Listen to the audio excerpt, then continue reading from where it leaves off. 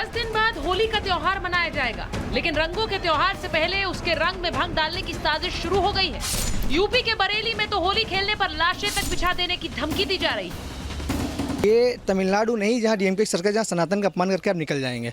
यहाँ योगी शासन चल रहा है, यहाँ पे अगर आप सनातन को गाली देंगे तो आप जेल में जाएंगे, आपके बुलडोजर चलेगा। ये भूल जाते हैं बांग्लादेश में नहीं, बंगाल में नहीं है, ये यूपी में है। भाजपा का शासन है यहाँ पर। जो भी अगर ऐसा काम वो करेंगे ना, सीधे उनका क्या सीधा सा काम है, घर बुलडोजर चलेगा, घर गिरेगा। बरेली में हुई इस घटना के बाद हिंदुओं में नाराजगी है, तो दूसरी तरफ उत्तर प्रदेश के मथुरा वृंदावन में ब्रज होली को लेकर माहौल बना हुआ है। लेकिन इस बीच मुसलमानों को ब्रज की होली से बैन करने को लेकर पूरे देश में चर्चा हो गई। मुसलमानों को किसी भी तरह से होली में प्रवेश नहीं होना चाहिए, ब्रज नहीं पूरे भारत के होली में प्रवेश नहीं होना चाहिए, क्योंकि उनकी जिहादी मानसिकता जो होती है वह किसी भी प्रकार के केमिकल का प्रयोग करके हमारे सनातनियों को नुकसान दे सकते हैं।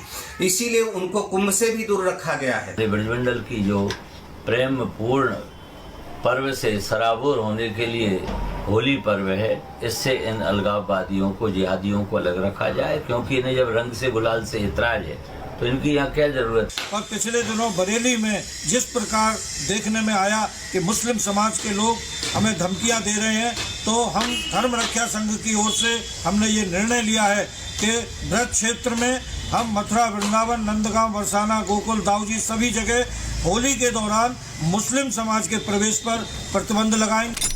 मुसलमानों के ब्रज की होली में बैन को लेकर श्री कृष्ण जन्मभूमि केस के मुख्य पक्षकार दिनेश फलाहारी ने तो मुख्यमंत्री योगी आदित्यनाथ को खून से चिट्ठी लिख दी। माननीय मुख्यमंत्री जी, जो हमारे हिंदुओं के हृदय सम्राट हैं, योगी जी को अपने खून से पत्र लिखा है और मांग की है कि हमारे होली जैसे पवित्र त्योहार पर मुसलमानों की दुकानें नहीं लगनी चाहिए, क्योंकि ये लोग हमारे होली के पवित्र जो रंग होते हैं उनमें जहर मिला सकते हैं, कांच के टुकड़े मिला सकते हैं। वृंदावन में, मथुरा में कहीं अगर मान लो हिंदू समाज ने ये कह दिया कि होली पर हम जिहादी समुदाय का बहिष्कार करेंगे, और वो लोग जो कि होली का विरोध करते हैं, होली पर हिंदुओं पर हमला करते हैं, उनको आखिरकार होली के रंग गुलाल बेचने का क्या अधिकार है? उसका अगर बहिष्कार की बात करते हैं तो उनको मिर्ची लग जाती है। हालांकि ये पहला मौका नहीं है जब गैर सनातनी की एंट्री पर बैन की मांग उठी हो। 2 दिन पहले ही हिंदू धर्मगुरु कंप्यूटर बाबा ने भी यही मांग की थी। हिंदुओं की इस मांग पर मौलाना आग बबूला हो रहे हैं। वृंदावन ब्रज में जो होली महोत्सव होने जा रहा है, उसमें सभी प्रकार से जो भी लव जिहादी हैं उनको प्रवेश बंद रखें, क्योंकि ये हमारे धर्म को दूषित ना करें। कितना तुरफा तमाशा है ये। इस तरह की बातें करके समाज के अंदर नफरत घोल रहे हैं लोग, और ये संवैधानिक उसूलों के खिलाफ है।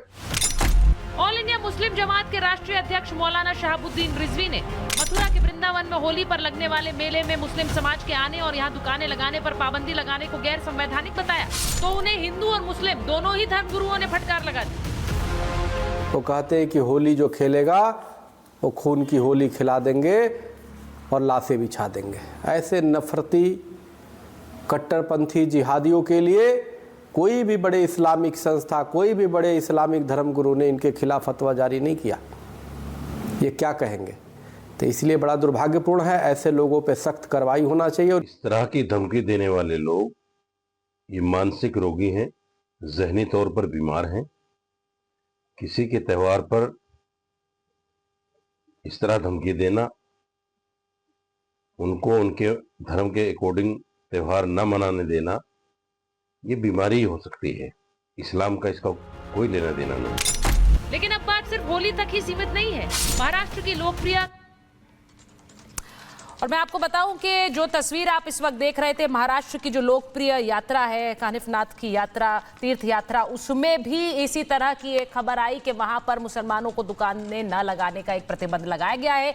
एक ऐसी परंपरा जो बहुत सालों से थी, उसे अब अलग किया गया है। तो आज सवाल यही पूछ रही हूं, क्योंकि आज जब ये शो की शुरुआत करने वाले थे, उससे थोड़ी देर पहले ये खबर आई कि अयोध्या में राम मंदिर पर हमले की एक बड़ी साजिश एक्सपोज हुई है, और जिस तरह से गिरफ्तारी हुई, उस गिरफ्तारी के बाद जो आतंकी है उसे भेजा गया है पुलिस कस्टडी में। अब बहुत सी जानकारियां निकल सकती हैं। इसीलिए सवाल आज सिर्फ होली का नहीं है। बात यह है कि होली एक त्योहार है, हिंदू मंदिर है, ये निशाने पर क्यों है, और अगर यहां से एक मांग उठ रही है कि त्योहार पर मुसलमानों की एंट्री बैन हो।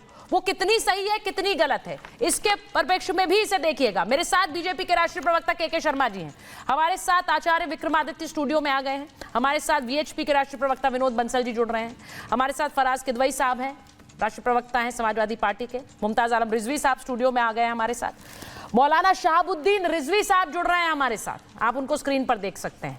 लेकिन मैं एक चीज सबसे पहले जरा दिनेश फलाहारी जी के पास जाऊंगी, जो कि हिंदू धर्मगुरु हैं और वो किस तरह से श्री कृष्ण जन्मभूमि संघर्ष न्यास के अध्यक्ष भी हैं। मैं एक बार फलाहारी जी आप ही से पूछूंगी, क्योंकि आपने तो खून में चिट्ठी लिख दी है योगी आदित्यनाथ को, और खून से चिट्ठी लिखकर आपने कहा है कि होली के त्योहार पर मुसलमानों की एंट्री को बैन होना चाहिए, वो नहीं आए। क्यों ऐसा कहा आपने? तो सालों से चले आ रहे हैं, त्योहार में लोग मिलजुल के मनाते हैं, आप कह रहे हैं नहीं, कोई मुसलमान नहीं आएगा।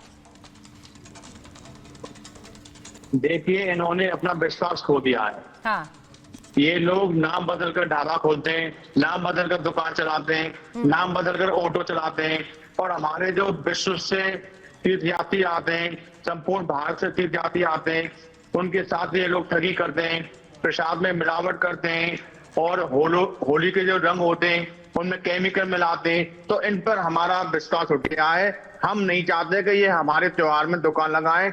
हम इनके ईद पर दुकान लगाने नहीं जाते, हम इनके मक्का मदीना में दुकान लगाने जाते। तो ये हमारे त्योहारों पर जबरदस्ती घुसपैठ क्यों करते हैं? हमें नहीं चाहिए मुस्लिम दुकानदार, हमें तो केवल सनातनी दुकानदारी चाहिए। आपको नहीं चाहिए मुस्लिम दुकानदार, आपको सनातनी दुकानदार चाहिए। आपने इसके लिए खून से चिट्ठी क्यों लिख दी? आपने इस पूरे मामले को अब इतना दूर दे दिया है फलाहारी जी कि अब इसमें इसकी चर्चा हो रही।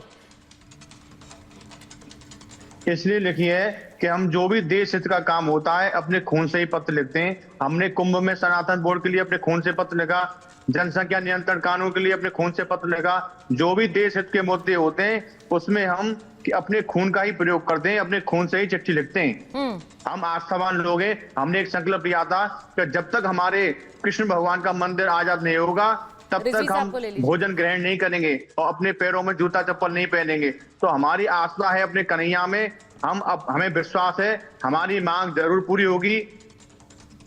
आपकी मांग जरूर पूरी होगी।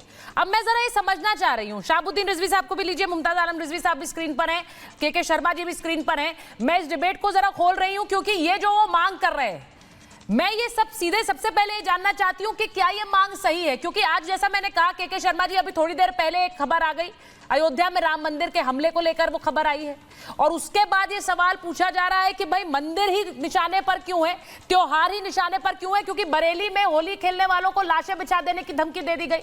अब यहां पर अगर फलाहारी जी कह रहे हैं कि मुसलमानों की एंट्री बैन हो, तो क्या ये सही है?